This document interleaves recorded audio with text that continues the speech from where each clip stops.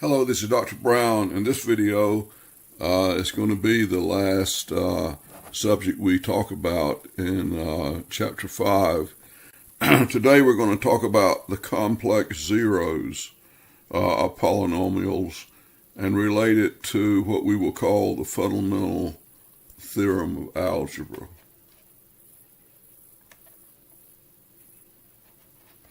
Now, we're going to talk about how to use the conjugate pairs theorem. And when we talk about conjugate pairs, we need to go back and review what you know about complex numbers. You know that a complex number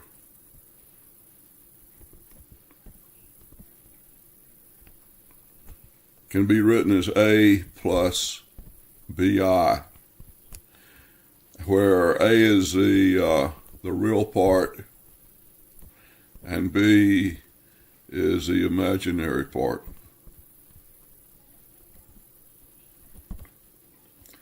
And you also need to remember that I is equal to the square root of minus 1, and I squared is minus 1. Now, one of the things we're going to learn to do is to find a polynomial function with the specified zeros. And then we're also going to be able to find the complex zeros of a polynomial function.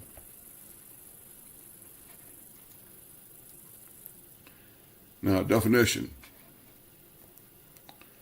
A complex polynomial function f of degree n is a function of the form, and you've seen this form before, except before we talked about having a function that had all real coefficients. Here, a sub n down to a0 could be complex numbers, and a sub n is not equal to 0. N is a non-negative integer, and x is a complex variable, okay? So now we're talking about a function of x where x could be a complex number, like, let's just say 2 minus 3i. A complex number r is called a complex zero if f of r equals 0. Very simple one is, suppose r is equal to 1 plus I. If f of 1 plus I is equal to 0, then 1 plus I is a complex 0.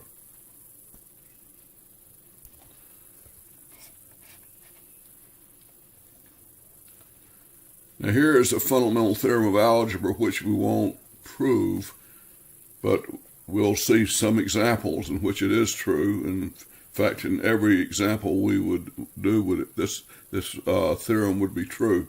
It says every complex polynomial function f of degree that's greater than or equal to 1 has at least one complex 0.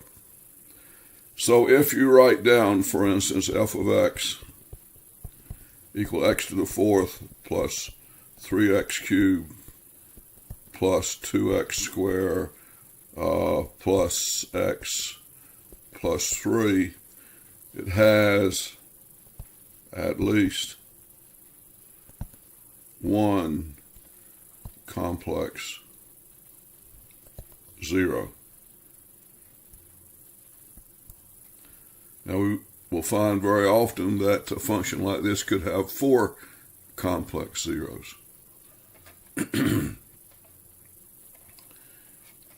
Another theorem that says that every complex polynomial function of degree n more than or equal to 1 can be factored into n linear factors not necessarily distinct of the form a sub n, where a sub n is a constant, times x minus r1, x minus r2, to x minus rn, where r1 through rn are complex numbers.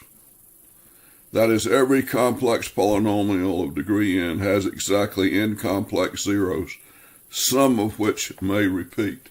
So as we do a problem, we might find that r1 equal 2, r2 equal 5, r3 equals 2 minus I, r4 equal 2 plus I, etc.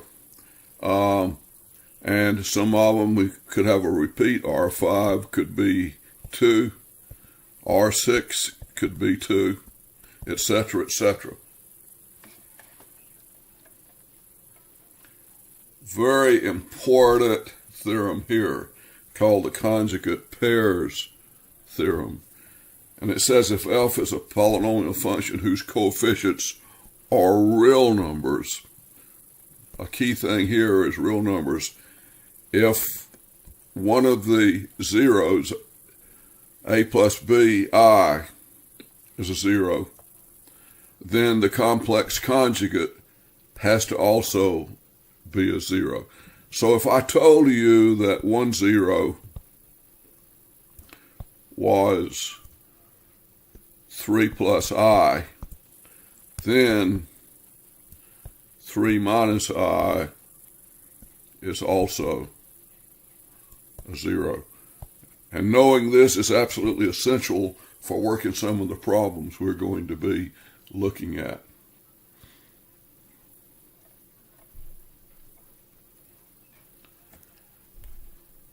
A part of this theorem is that a polynomial function f of odd degree with real coefficients has at least one real 0. That really means that if, for instance, suppose you had x cubed plus 2x squared minus 3x plus 2. Since this is an odd degree, it's got to have at least one real 0. The other two would be complex conjugate pairs.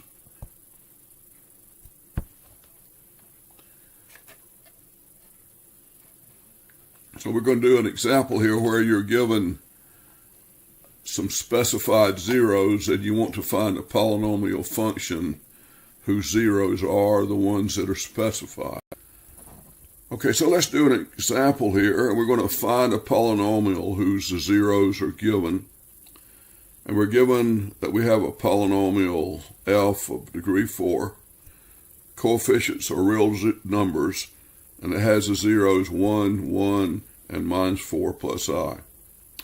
Since it's of degree 4, minus 4 minus I is also a 0. So we can write the factors. F of x is equal to x minus 1 times x minus 1 times x minus 4 plus I, which is the first one given, and then putting in its conjugate, x minus 4 minus I is a factor. So the factors are x minus 1, x minus 1, x plus 4 minus I, and then x plus 4 plus I. So on the next page, we can write down that the function f of x, we can put in a constant a, x minus 1, and then the two complex conjugate factors as we just had. Rewriting it here. Now let's multiply out x minus 1 times x minus 1, and we get x squared minus 2x plus 1. And now watch very carefully about how we do the complex conjugate pairs. Knowing this, the complex conjugate is going to help us do this if we talk about foiling this function. We've got x plus 4 minus I and x plus 4 plus I. We're going to let x plus 4 be the first. And after we FOIL, we'll get x plus 4 times x plus 4 squared. And then we'll get I times x plus 4 minus I times x plus 4. And notice that this will always be 0. And then the last one you'll get is minus I times I, which is minus I squared. Okay, now,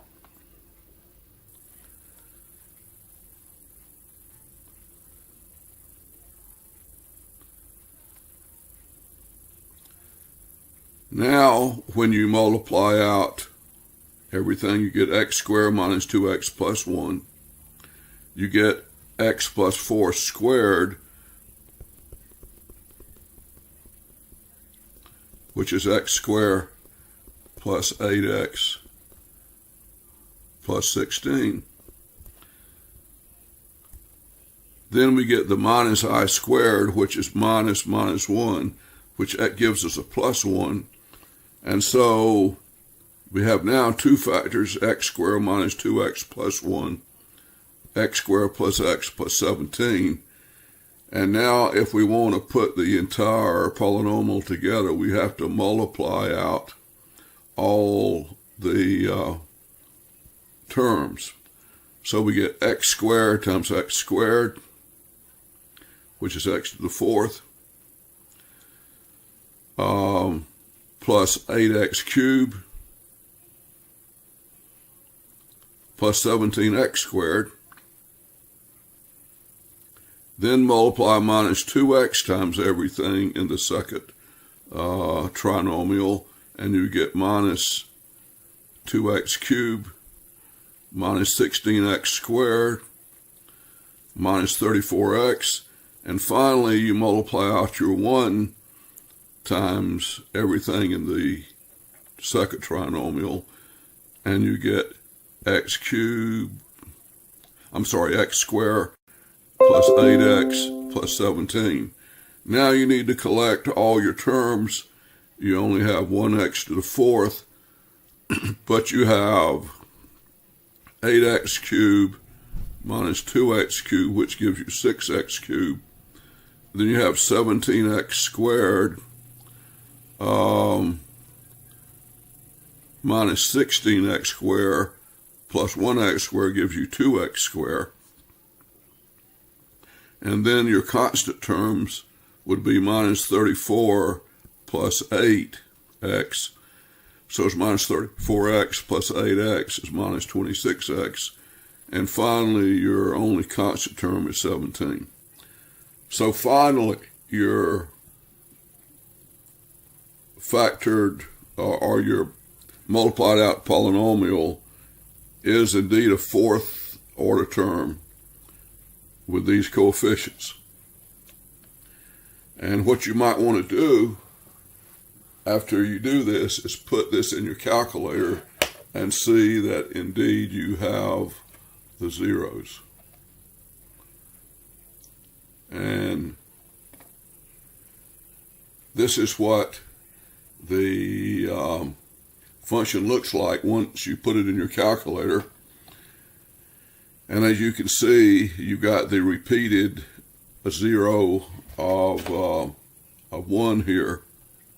And there are no other points where the function goes through the x-axis. That should make you feel good, because if it went through at other points, it means you made an error.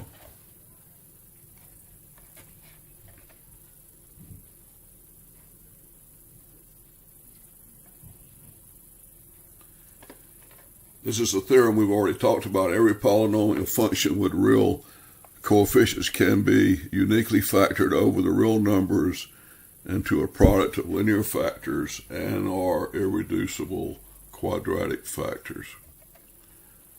Now we want to find the complex zeros of a polynomial function. Now we're going to be given a polynomial function, which is a fourth order polynomial, and we want to find the complex zeros of the function and then write it in factored form. Now, I'm going to ask you to put this function in your calculator, and after you do it, you will see that you have a zero of minus 2, and you have a zero of 1/3. Now, after you have this placed in your calculator and you see this, just looking at it, you would say it looks like it would be about 1/3. What you need to do is check by putting in F of 1/3, and you will see that it is indeed 0. So now we know that minus 2 and 1/3 are zeros, and they are the only real zeros. The other two must be complex. So we have now a factor of x plus 2 and a factor of x minus 1/3. And I would now multiply by 3 so that the factors would look like this: x plus 2 and 3x minus 1. So this is a factor. And now what you have to do is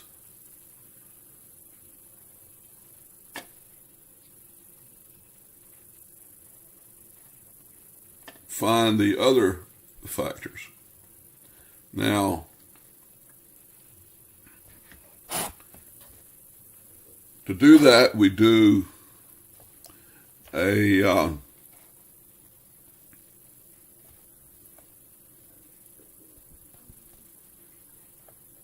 long division, and multiplying x plus 2 times 3x minus 1 gives us 3x squared plus 5x minus 2.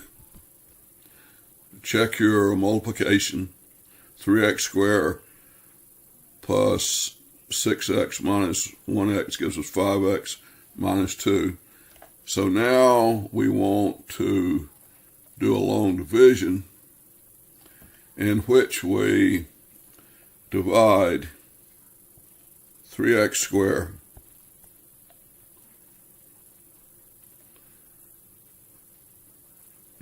plus 5x minus 2 into the original function, 3x to the fourth, plus 5x cubed plus 25x squared plus 45x minus 18. And now let's do this long division. And if we have done this correctly, we should get no remainder. So let's go 3x squared divided into 3x to the fourth gives us x squared. Multiplying out, we get 3x to the fourth plus 5x cubed minus 2x cubed, minus 2x squared. And now subtract, we get 0, 0, 27x squared. Bring down the 45x minus the 18.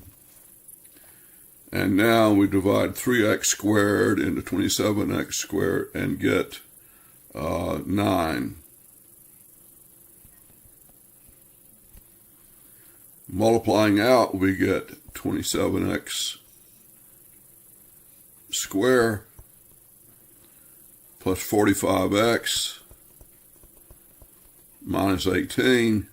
And notice we subtract and get 0.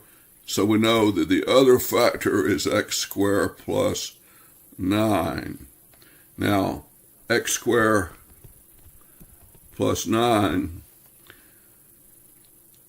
if we set that equal to 0, we get x equal plus or minus 3i. So now we know that the full factored form is going to be 3 times x plus 3i, x minus 3i, x plus 2, which was a factor we already knew, and then x minus 1/3. And if you wanted to, you could make this 3x minus 1. So there are the four factors. 2 are complex conjugate pairs, and the other 2 are real factors, or 5.6. So that is section 5.6.